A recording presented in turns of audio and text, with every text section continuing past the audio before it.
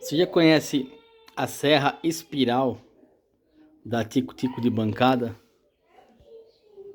Tô aqui ó, com uma Makita, a serra normal e a serra espiral. Você já ouviu falar? Conhece? Já usou? Para fazer esse tipo de trabalho aqui, ó, que é mais detalhado, cortes com ângulos mais violentos.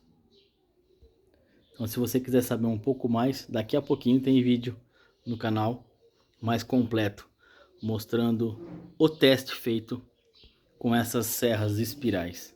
Vai lá, acompanha lá. Se inscreve no canal, deixa seu like, deixa seu comentário. Valeu!